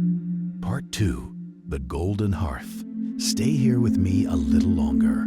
Let the weight of your body settle further into the warmth. Notice how your breathing has already begun to slow. Just a little, just enough. Let it slow a little more. There is no rush inside these walls. Time moves differently here. It moves the way honey moves, thick and golden, and in no particular hurry to be anywhere at all. You are still standing just inside the door, and now, at last, you allow yourself to look. The room is not large. That is the first thing you understand about it, and the understanding is immediately, profoundly. It is the size of a room that can be fully known, a room without hidden distances or cold, unlit corners, a room that holds its warmth because it has been built with the specific intention of holding it. The ceiling is low, crossed by 3 great beams of dark timber, each one smoothed and burnished by decades of firelight and wood smoke, until they glow faintly amber along their lower edges. The walls are the same aged log as the exterior, fitted so closely together that no draft could find its way between them, and over the years, they have taken on a deep, warm color, the color of strong tea, of dark caramel, of the inside of something old and well-loved and completely at rest. The floor beneath your boots is wide planked oak, worn smooth and dark in the paths between furniture, lighter in the places less traveled. It is the floor of a room that has been lived in faithfully, and it creaks very softly, just once, beneath your first tentative step inward. But the fireplace commands the far wall entirely. It is a massive thing, built from river stone, rounded and gray, and fitted together with a precision that speaks of a craftsman who understood that a fireplace is not merely functional, but is the very soul of a room. The mantelpiece above it is a single slab of dark oak, broad as a man's outstretched arms, and along it sit a row of quiet objects. A few beeswax candles burn to soft, generous pools of wax. A dark glass jar holding a spray of dried lavender. A small wooden clock whose tick is so slow and steady, it has long since merged with the silence. The firebox itself is enormous, deep-set and generous, and inside it, 3 great logs burn with the unhurried confidence of things that have been alight for many hours, and intend to remain so for many more. The flames are not frantic. They are tall and low at once, deep orange at their base, where the coals glow with that particular ferocious red that good dry hardwood makes, shifting upward through amber and pale gold to the faintest blue at their very tips, where the heat is so complete it becomes almost invisible. They move together in a slow, collaborative rhythm, leaning slightly, swaying, folding against one another, separating. Watching them is like watching something breathe. The heat that radiates from this fireplace is not the sharp, aggressive heat of something newly lit. It is a settled, heavy, ancient heat, the kind that has had time to sink into the stone and the mortar and the floor itself, so that the warmth comes not only from the flames before you, but from the very room around you. It crosses the floorboards in long, invisible waves and finds you where you stand, pressing against your cold cheeks, your cold hands, the tip of your nose. You feel it on your eyelids. You feel it in your sternum, loosening something there that the cold had quietly tightened without your noticing. The air, you breathe it in now, slowly, all the way down. They are a sturdy figure, broad-shouldered and solid in the way of people who have spent their lives in physical and patient work. Not imposing, but present, with the kind of physical groundedness that communicates something calm and fundamental about a person before they have spoken a single word. They wear a thick knit sweater in a deep, natural cream color. Its pattern a simple, repeating cable worked into the wool with the easy confidence of something made by familiar hands over long winter evenings. The sleeves are pushed to the elbows. Their face is weathered in a kindly way, seamed at the eyes with years of outdoor expression. And when they look at you, when their eyes find yours across the quiet, amber-lit room, there is nothing in them but a simple, steady welcome. No surprise, no demand, no urgency, only welcome. Come in then, the beekeeper says, and the voice is quiet, low, the kind of voice that a room absorbs without diminishing, the kind of voice that does not need to be louder because it is accustomed to being listened to. You've been out in nap long enough. It is not a question. You take another step into the room, and then another, and the warmth of the fire reaches you fully now, pressing against the front of you in one long, slow, encompassing wave. You feel your shoulders drop. You did not know they were raised, and something in your jaw unclenches, releasing a tension you had been carrying since the snow began. Perhaps since long before that. The beekeeper crosses the room toward you. Their footsteps on the old oak floor are quiet, measured, each one deliberate without being heavy. They stop just before you and tilt their head very slightly, studying your snow-covered coat with the same calm assessment they might bring to reading the sky or examining a honeycomb for winter stores. Here now, they say simply, and their hands, warm, work-worn, completely certain of themselves. Find the collar of your coat. There is something extraordinary about being helped out of a coat by someone who does it without hurry.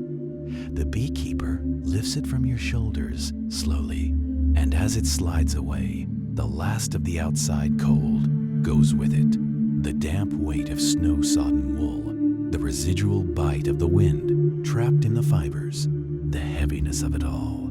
You feel lighter. You feel the warmth reach places it could not reach before.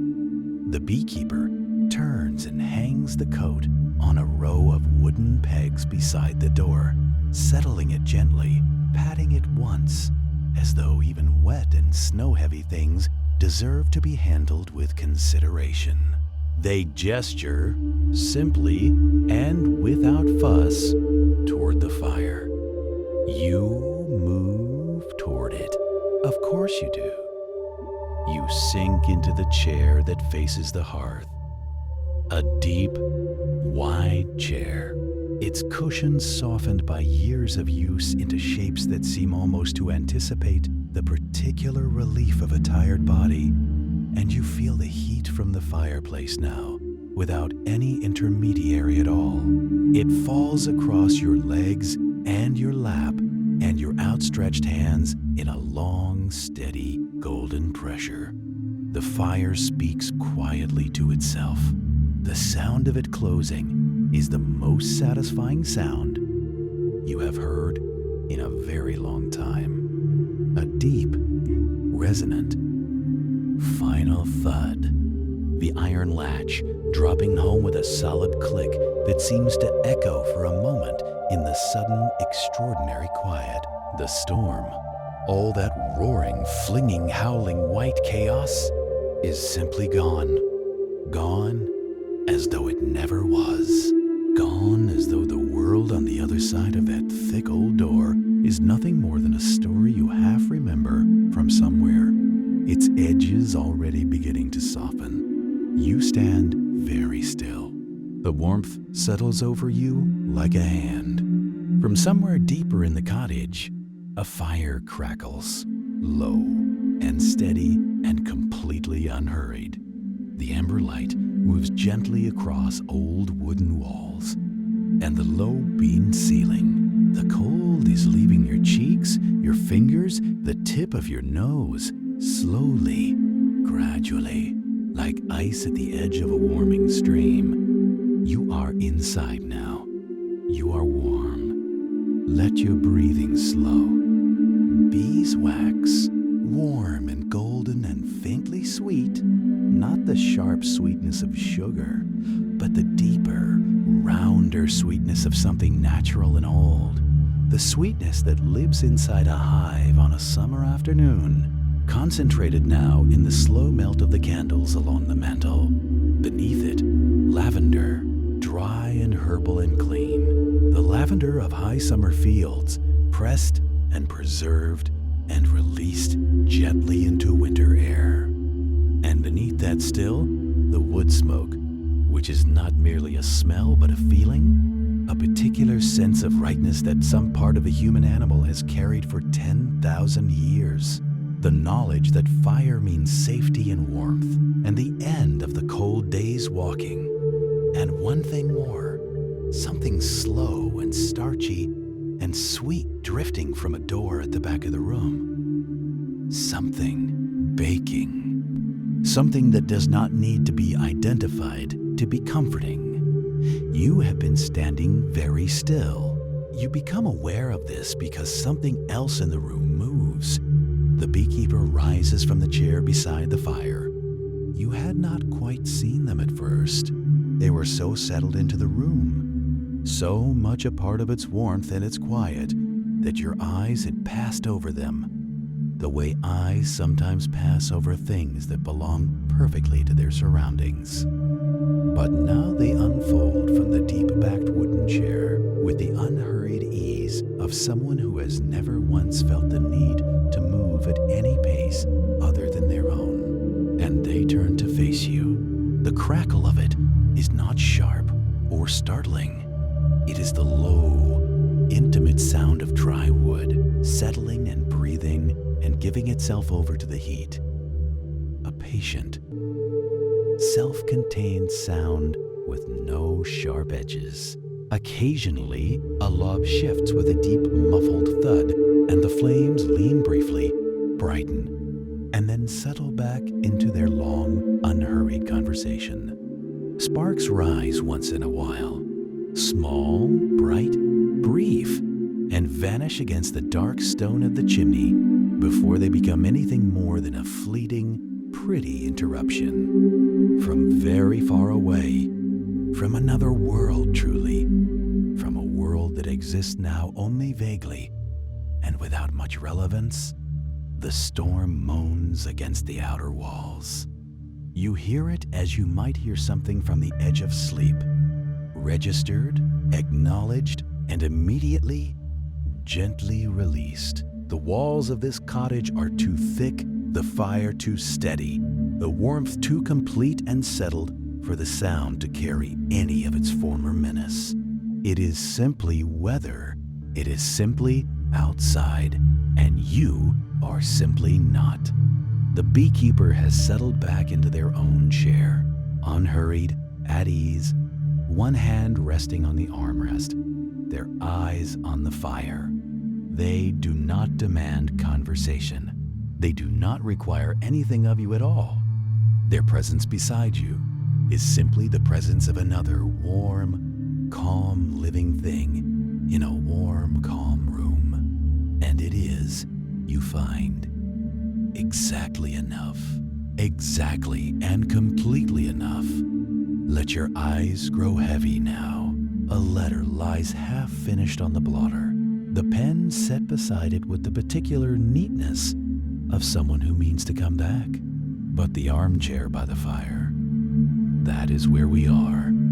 It is a deep chair, a chair of serious and committed softness, upholstered in a green that was once quite vivid and has since mellowed into something richer and more restful, the color of old moss, of riverbank shadows.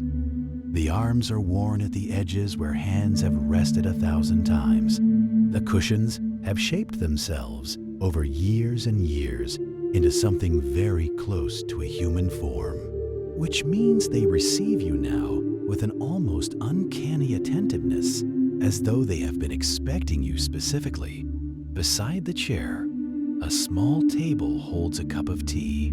It has been there long enough that the steam rising from it is very gentle now, barely a thread of silver in the warm air, curling and dissolving before it has gone more than a few inches upward. The tea is the color of amber, very dark, the sort of tea that has had time to think. A small spoon rests in the saucer. A single cube of sugar sits beside it, never used. The fireplace is directly opposite. The fire inside it is not a roaring thing. It has moved past that stage of the evening and settled into something more considered. A deep bed of orange and crimson coals beneath a modest flame that leans now one way, now another. As the draft shifts, it makes no great sound, only a low, occasional ticking, and now and then a small collapse of coal that sends a brief cascade of sparks upward into the flue, bright and gone in an instant, like a thought that arrives fully formed and then slips away before it can be caught. The mantelpiece above it is dark marble, and upon it a carriage clock whose ticking is almost imperceptible from the armchair, a small bronze figure of a stag, and 2 candlesticks, unlit, their wax cold and ivory. On either side of the fireplace, bookshelves reach from floor to ceiling. The books upon them are old friends. They are not arranged for show. They are arranged the way books arrange themselves when they are actually read, by association, by feeling, by the obscure logic of a mind that knew exactly why this volume wanted to stand beside that one. Their spines are every shade of brown and green and burgundy, some lettered in gold that has worn to a whisper, some with no lettering at all. And the smell, that particular smell, which is very nearly the smell of the room itself, old paper and leather, and the faint ghost of pipe tobacco that has seeped so completely into the curtains, and the plaster and the wood, that no amount of airing will ever entirely remove it, nor would anyone wish it to. Beneath that, the dry mineral warmth of the coal fire. Beneath that, something fainter still. Beeswax, perhaps, from the floor polish, or the faint sweetness of the applewood that was added to the grate earlier in the evening and has since burned away entirely, leaving only the memory of its scent drifting among the warmer ones. The curtains at the window are drawn, mostly, not entirely. There is a gap of perhaps 2 inches between them, where they fail to meet at the center, and through this gap, if you were to look, though there is no reason to, no reason at all to move or turn or do anything but remain exactly as you are, you would see the glass of the window itself, and beyond it, the square, and beyond that, nothing but a darkness that is deepening by the minute. The curtains are heavy velvet, They are the color of dried mulberry, a deep reddish purple that drinks the firelight and gives almost none of it back. They are so thick that when you stand near them, you can feel the cold of the glass radiating from behind them. And yet here, in the chair, that cold is entirely theoretical. Here, there is only warmth. Somewhere very far away, further than the square, further than the street, perhaps as far as the river, a low sound moves through the evening air. A rumble, long and slow and enormous. Not sharp, not violent, the kind of sound that begins before you are quite certain you have heard it and ends after you have already begun to forget it. The sound of something immense shifting in the sky overhead as the very atmosphere of the city turns itself over and prepares. The carriage clock ticks. The fire breathes. And then, just as the last light in the square below fades to nothing, the first drops of rain arrive. Heavy, deliberate drops, each one landing against the thick glass of the study window with a sound like a fingertip pressing gently, asking to be let in. Part 2. The fire is lit and the rain begins in earnest. Stay where you are. There is no need to move, no need to do anything at all, except allow yourself to sink a little deeper into the chair, to feel the soft resistance of it giving way beneath you, degree by degree, the way the last of the evening's tension releases itself, not all at once, but gradually, like a long, slow exhale that you did not know you had been holding. The rain has started. Let that settle over you like a blanket. The rain has started, and it means what it has always meant, that the night has officially closed around this small, warm room, that the boundary between inside and outside has become something total and definitive, that whatever lies beyond these walls and these heavy velvet curtains is now entirely separate from us. We are in here. Everything else is out there. And the rain falls between those two worlds like a curtain of its own.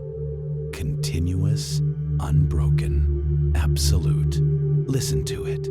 In the very first moments, it is arriving in waves, not yet fully steady, still making up its mind about its own rhythm, the way rain does at the very beginning of a long night of rain. A flurry of drops against the glass, then a pause of perhaps 2 seconds, then more drops now, heavier ones, the kind that carry real weight, that strike the window not with a tap, but with a press, a fullness, a satisfying incomplete sound that lands somewhere behind the sternum and stays there. And now, as you listen, do not try to count the drops. Simply let them arrive. Let them accumulate the way they are accumulating against the glass, each one adding itself to the sound until the sound becomes less like individual drops and more like a continuous texture, a fabric of noise that is somehow both complex and deeply, deeply simple. There is the higher note of the rain striking the glass directly. There is the lower, rounder sound of it hitting the stone ledge of the windowsill. There is the rushing, channeled sound of it finding the drain pipe at the corner of the house and descending in a contained stream. That particular liquid murmur that is steadier and more musical than the rain itself. And beneath all of it, beneath and behind and inside all of it, the cobblestones of the square below are receiving the rain in the way that wet stone receives things. Quietly, with a kind of deep absorption, darkening further, sending up the clean and ancient smell of wet London stone that rises even now through the gap in the curtains and mingles with the warmth of the room. But the fire needs attention. In the armchair, we are aware of it. The fire has burned low while the evening gathered itself outside. The coals are still warm, still holding a faint orange at their hearts. But the flame has gone, and the room has begun to feel it. Just at the edges, just enough. The air near the window is the first to cool. It seeps inward, slowly, respectfully, as though it does not wish to intrude. It is time to build the fire up properly. There is something deeply, almost ceremonially satisfying about this, about the act of attending to a fire on a rainy night. It is one of the oldest things a person can do, and the body knows it, even before the mind is caught up. There is a box of kindling on the hearth, thin, dry sticks of wood, pine perhaps, split very fine, the palest straw color where they were cut. They have been sitting beside the fire all day and are warm already, warm and dry in the particular way that makes them almost eager. Beside them, a small coal scuttle, and beside that, a brass box whose hinged lid opens on a supply of long matches, the proper kind, the Victorian kind, with a thick red head and a long pale stem of pine. The first match is taken out with care. It is held for a moment, just a moment, between two fingers, the cold, smooth stem of it, the dense little head. Then it is drawn along the side of the brass striker at the edge of the box, a single deliberate stroke, and the sound of it, that brief, decisive rasp, cuts cleanly through the sound of the rain, bright and sharp and immediate, a sound that belongs entirely to this single second and no other. And then the flame. It blooms at the tip of the match with a tiny, surprised hiss, a quick flare of orange and blue that steadies itself within a heartbeat into a small, composed, upright flame. It leans slightly in the draft from the chimney. It casts a circle of warm light no larger than a cupped hand, but that circle of light is enough to illuminate the underside of the mantelpiece, the small bronze stag, the face of the carriage clock. The clock reads 20 minutes past 9. The kindling is placed with patience, not hurriedly, not carelessly. 2 or 3 sticks at first, arranged loosely over the remaining coals, with enough space between them for the air to move freely. The match is lowered to the driest, finest pieces, and the flame touches them with a kind of gentleness. For a moment, nothing. And as it builds, as the flames grow past tentative and into something settled and assured, something happens to the room. The shadows, which had been flat and gray and uninteresting while the fire was low, are suddenly given life. They begin to move. They lean and flex and sway against the bookshelves in response to every small shift of the flame, and the effect is extraordinary. The entire back wall of the study, lined from floor to ceiling with its dark-spined books, seems to breathe. The amber light moves across the gold lettering on the spines in slow pulses, making the titles appear and disappear, making the shelves seem deeper than they are, making the room feel as though it is gently, almost imperceptibly, rocking. Outside, a sound, a low sound, beginning somewhere far away to the south, perhaps over the river, perhaps further still. It begins below hearing, below the level of the rain, and rises slowly through the floor, and through the walls, and through the soles of the feet, and up through the whole length of the body. It is thunder. It is unhurried, full-bodied, enormous thunder, the kind that seems less like a sound than like a change in the quality of the air itself. It rolls for a long time, it fills the room completely, and then, by degrees, it withdraws, pulling back slowly, the way a wave pulls back from the shore, until all that remains is the rain again, steady and even, and the fire cracking softly in its grate. The warmth reaches the armchair. It arrives first at the hands, then at the face. A gentle, undemanding warmth, the kind that does not demand acknowledgement, but simply settles over you like the lightest conceivable blanket. The chill that had gathered at the edges of the room retreats to the windowsill, to the far corners, to behind the curtains. Here, in the center, in the chair, there is only warmth, and then a thin thread of smoke, a darkening of the wood where the flame has pressed against it, and then the first small crackle, barely audible beneath the rain, a sound like a whispered word, the very first syllable of what the fire intends to say. Another crackle. A small pop as a bubble of resin in the pine releases itself with a tiny detonation of sweet-smelling vapor. And then, gradually, over the course of half a minute that is worth every one of its seconds, the kindling begins to catch in earnest. The sound of it builds the way the rain built, from something tentative and singular into something layered and continuous. The crackling multiplies.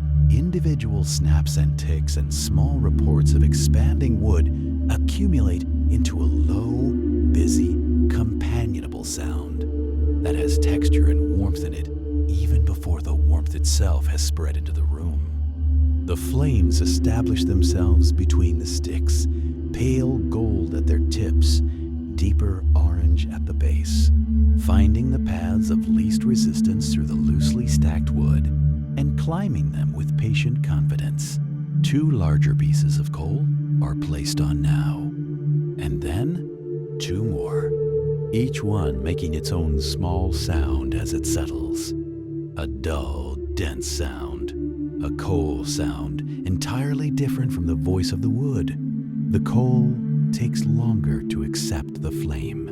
It must be persuaded, but the kindling is generous, and after a little while the coal begins to show its own deep glow at the edges, a slow red bloom that spreads inward from the rim of each piece, like the spread of warmth itself made visible. The fire, now, is properly alive.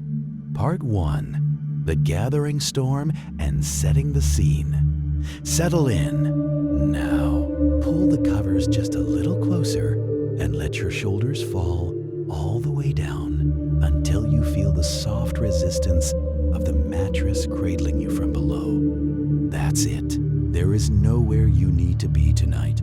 No task left undone that cannot wait until morning. The world outside can carry on without you for a little.